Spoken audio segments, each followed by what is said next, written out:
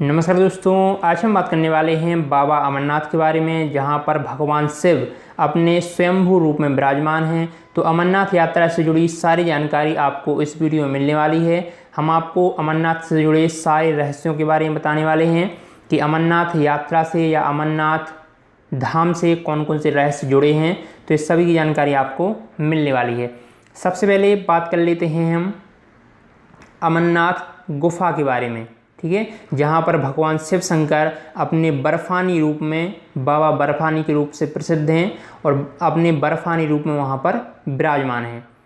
तो अगर हम गुफा की बात करें तो ये जो गुफा है ये श्रीनगर के पास में है। गुफा की अगर हम ऊंचाई की बात करें तो ये समुद्र तल की यहाँ पर बात हो रही है। तो समुद्र तल से 13,600 फीट की ऊंचाई पर है, ठीक है। अगर हम गुफा की ऊंचाई की बात करें, जो मुख्य गुफा है उसकी ऊंचाई की बात करें तो 19 मीटर, ठीक है, 19 मीटर की इसकी बाहर से लेकर अंदर तक इसकी गहराई है या लंबाई है।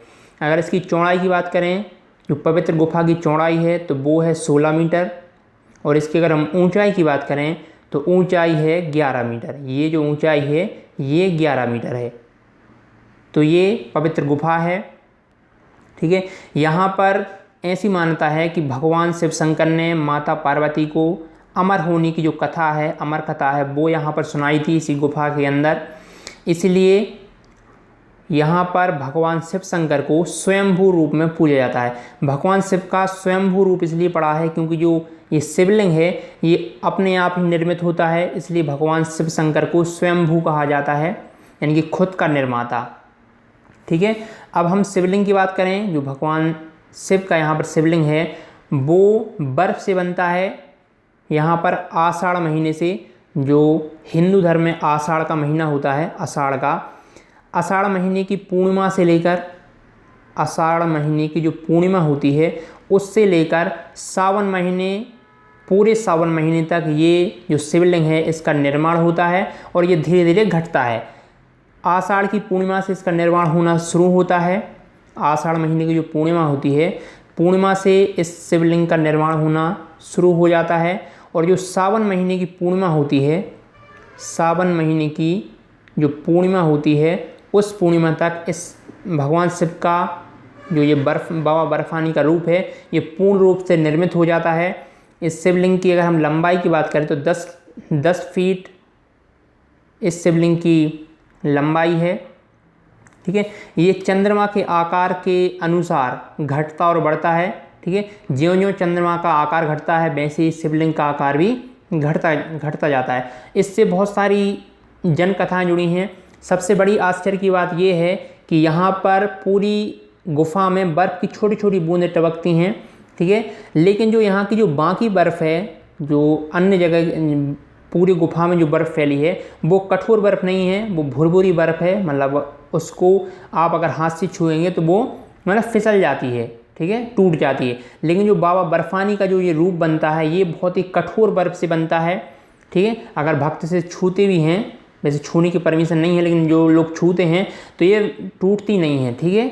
ये एक मतलब भगवान शिव शंकर का ही प्रताप है यहाँ पर कि इतनी कठोर बर्फ़ से इस शिवलिंग का निर्माण होता है, ठीक है। यहाँ से बहुत सारी, इस गुफा से बहुत सारी जनकथाएँ जुड़ी हुई हैं। सबसे जो बड़ी कथा है वो ये है कि यहीं पर भगवान शिव शंकर ने माता पार्वती को अमर कथा सुनाई थी, ठीक है। अमर कथा सुनाने के साथ ही यहाँ पर जो सुखदेव मुनि हैं, जो कि एक तोते के रूप में यहाँ पर बैठे थे, उनके अमर होने की कहानी है कि उन्होंने ये धोखे से ये कहानी सुन ली थी, अमर कथा।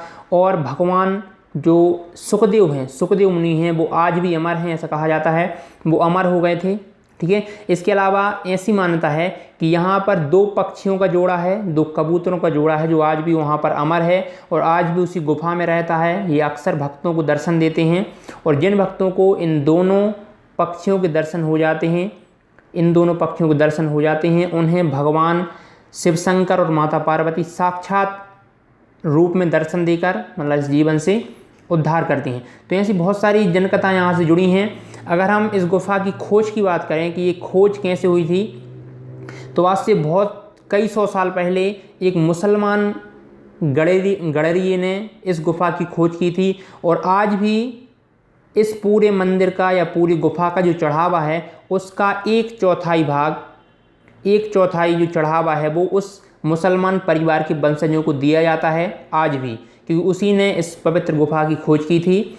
अगर हम बात करें यात्रा की तो ये है जम्मू कश्मीर का मैप, आप यहाँ पर देख रहे होंगे। ये है श्री अमरनाथ गुफा, ये यहाँ पर श्रीनगर है, श्रीनगर के पास में ही है। अगर आप जम्मू से जाना चाहें, यहाँ पर जम्मू है, जम्मू से जाना चाहें तो जम्मू से करीब 450 किलोमीटर है। यहाँ से जम्मू से 450 किलोमीटर की दूरी पर श्री अमरनाथ गुफा है। इसके जाने की अगर हम रास्तों की बात करें तो यहाँ से 2 रास्ते हैं, ठीक है, 2 रास्ते जाते हैं। एक जाता है बालटाल से और एक जाता है पहलगाम से। पहलगाम का जो रास्ता है वो सिंपल, सादा और सुगम रास्ता है, आसानी से पहुंचा जा सकता है। लेकिन जो सबसे कठिन रास्ता है, दुर्गम रास्ता है, वो है बालटाल वाला। सबसे कठिन है, यानी कि यहाँ पर रोमांच भी बहुत ज़्यादा हैं, बहुत सारे पहाड़ हैं, कठिनाइयाँ हैं, उतार चढ़ाव है, तो यहाँ पर रोमांच भी ज़्यादा है। लेकिन यहाँ पर सुरक्षा नहीं है, सरकार भी इस रास्ते की जिम्मेदारी नहीं लेती है सुरक्षा की। यहाँ पर बहुत ही ज़्यादा मतलब हमेशा खतरा बना रहता है। जो सुगम रास्ता है वो है पहलगाम का। हम पहले आपको पहलगाम से ये पूरा रास्ता बता देते हैं।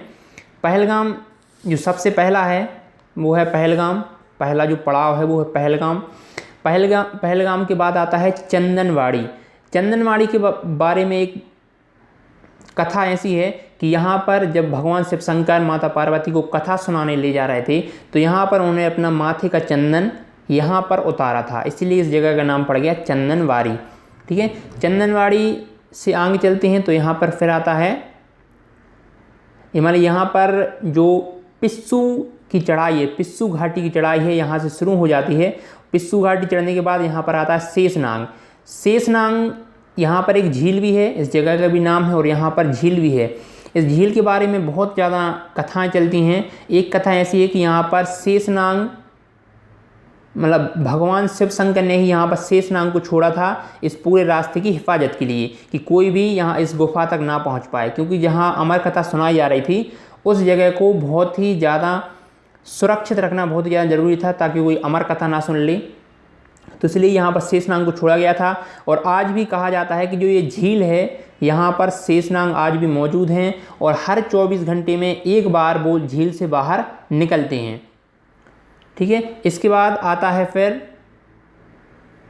ये चढ़ाई चढ़ने के बाद आता है पबीवाल। पबीवाल के बाद आता है ये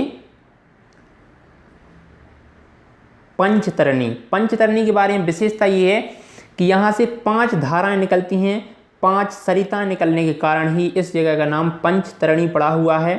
पंचतरणी में बहुत लोग विश्राम करते हैं, आगे की चढ़ाई करते हैं। ठीक है, और यहाँ से ज़्यादा दूर नहीं है, फिर अमरनाथ गुफा 2-5 किलोमीटर दूर है, 6 किलोमीटर दूर है, और यहाँ पर आप अमरनाथ गुफा तक पहुँच जाते हैं आसानी से। ठीक है, अगर हम दूसरे रास्ते की बात करें, ये दूसरा रास्ता है बालटाल वाला, तो बालटाल रास्ते से इस पूरे रास्ते की लंबाई करीब 16 किलोमीटर है, 15-16 किलोमीटर है। ठीक है, लेकिन यहाँ से कोई ज़्यादा साधन वगैरह नहीं है, आपको पैदल ही यात्रा करनी पड़ती है। बहुत ही कठिन रास्ता है, दुर्गम रास्ता है। ठीक है, लोग हंसी खुशी चढ़ते हैं, ऐसी बात नहीं है कि लोग जाते नहीं इस रास्ते, बहुत लोग जाते हैं। और जो सही आनंद है यात्रा का वो इसी रास्ते से है। बहुत ही दुर्गम रास्ता है, चढ़ाई का लोग आनंद लेते हैं, और इस तरीके से भगवान अमरनाथ तक लोग अपनी यात्रा पूरी करते हैं। अमरनाथ भगवान तक आसानी से आप पहुंच सकते हैं। बाबा बर्फानी के दर्शन इन 2 रास्तों से कर सकते हैं। बहुत सारी यहाँ पर मान्यताएं हैं। इस जगह पर जाने के लिए लोग बहुत ही मतलब अंदर से प्रसन्न होकर लोग जाते हैं। अंदर से बहुत इच्छा रहती है लोगों की कि इस जगह पर हम ज़िंदगी में एक बार पहुंच पाएँ तो हमारा ये सौभाग्य होगा, क्योंकि यहाँ का जो दृश्य है चारों तरफ का इतना सुंदर दृश्य है कि लोग वहाँ पर जाकर मतलब खो जाते हैं। उन्हें लगता नहीं कि हम इतनी कठिन चढ़ाई करके आए हैं, इतनी कठिन परिस्थितियों में आए हैं। गुफा में पहुँचने के बाद सारी यात्रियों की थकान पूरी तरीके से गायब हो जाती है, क्योंकि यहाँ का इतना पवित्र माहौल है कि लोग वहीं के माहौल में थम जाते हैं। चारों तरफ ऊंचे ऊंचे पहाड़ हैं, बर्फ़ के पहाड़ हैं, चारों तरफ का जो मौसम है वो बहुत ही ज़्यादा अच्छा है, ठीक है।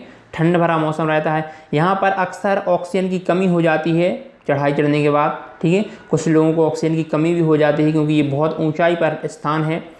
पिछले 2 सालों से बाबा अमरनाथ की यात्रा रद्द हो रही है। इस साल भी सरकार ने अमरनाथ यात्रा रद्द कर दी है।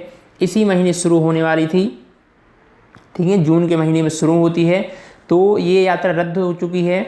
जो अमरनाथ श्री साईं बोर्ड है वो इस यात्रा का प्रबंधन करता है। आपको पहले रजिस्ट्रेशन करवाना पड़ता है, पंजीयन करवाना पड़ता है, तब आपको इस यात्रा की इजाज़त मिलती है। आशा है कि आपको वीडियो पसंद आया होगा। अगर वीडियो पसंद आया है तो वीडियो को लाइक ज़रूर करना है, शेयर ज़रूर करना है तथा चैनल को सब्सक्राइब करके ज़रूर जाएं। जय बाबा भोलेनाथ।